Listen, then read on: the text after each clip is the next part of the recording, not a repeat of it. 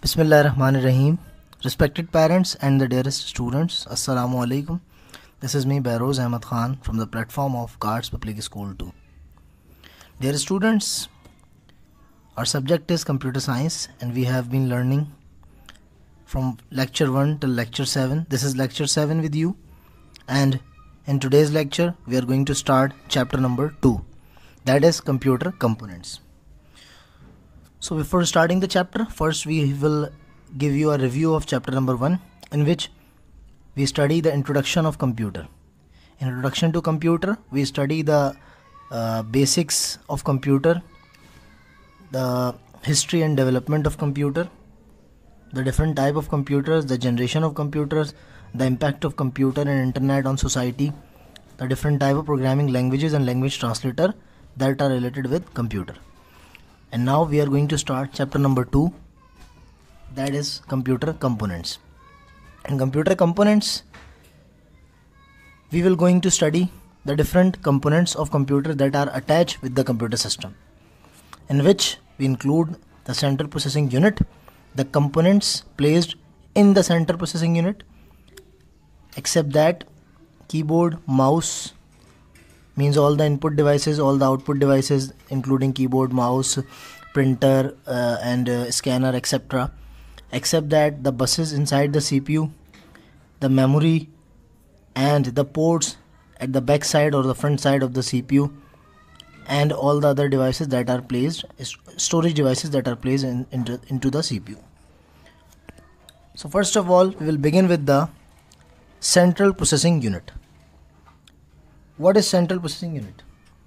Central processing unit, that is also called CPU. It is the brain or nerve center of the computer system.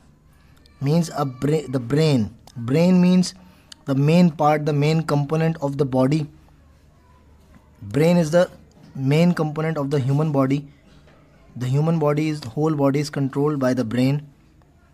So similarly, in the central processing unit, in the computer system, central processing unit CPU acts like a brain that controls the whole computer system, the operation of the whole computer system. The processing or calculating function takes place in the central processing unit. All the functions, all the calculation, all the processing.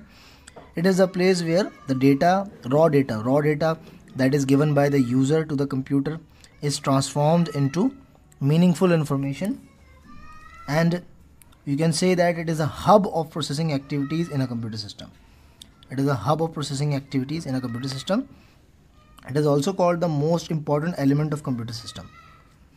In large machines, CPU require one or more printed circuit boards, but in personal computers, CPU is placed on a single chip called microprocessor.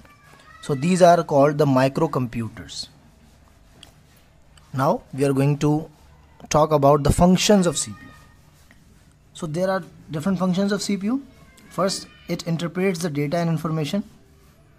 Then it generates control signals to the control unit that follows these signals. It also performs the arithmetic and logic operations. There is a component called arithmetic and logic unit to perform these operations. And it produces the address bits needed by the memory. There are two components of CPU. Number one is arithmetic and logic unit. Number two is control unit. So we are talking about the arithmetic and logic unit. So what is arithmetic and logic unit? Arithmetic means the calculation. The addition, subtraction, multiplication and division functions are known as arithmetic operations. Logic operations are defined as the comparison between two pieces of data, taking percentages, averages or other estimates, measures. So the ALU performs these functions.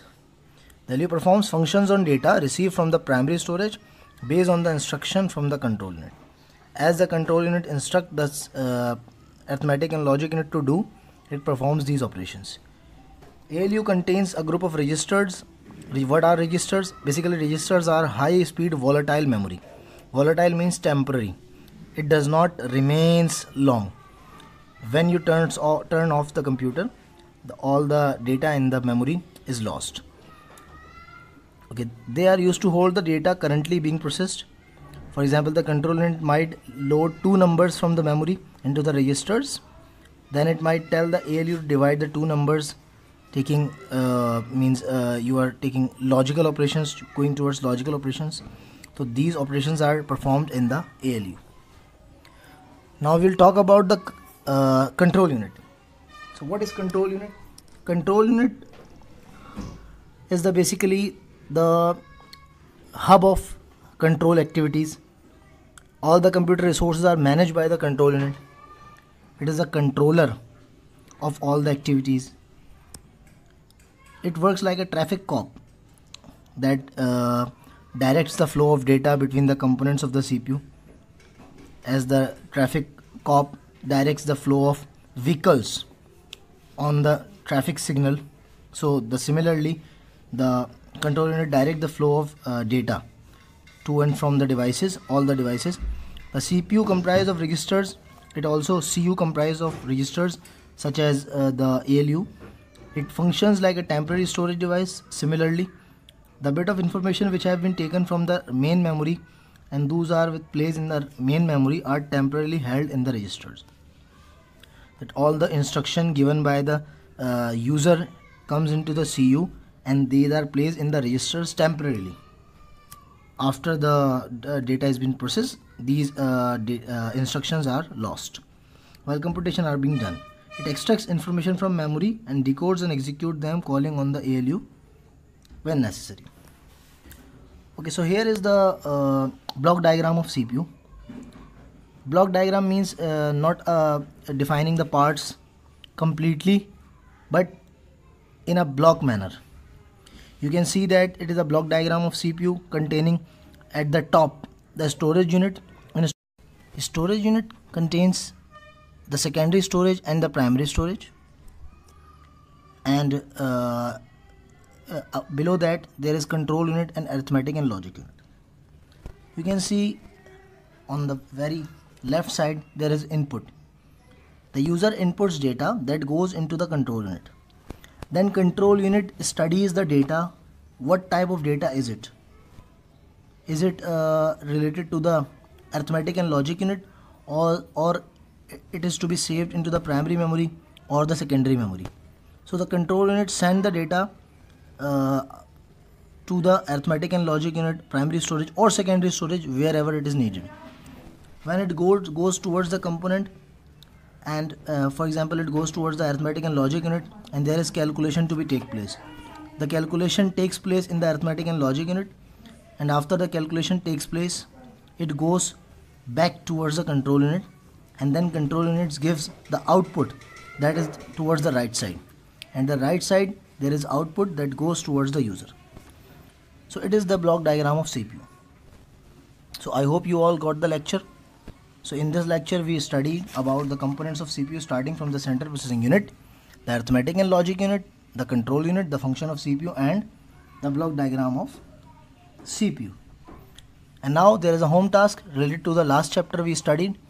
You have to explain in your own words what is a programming language, and also explain the different type of programming language. What do you know about the language translators, and what are different type of translators? And the last, why source code is needed to be translated into machine code. So it is your home task. I hope you all are doing your task completely, and inshallah see you in the lecture number 8 of chapter number 2. Till then, take care of yourself. Allah Hafiz.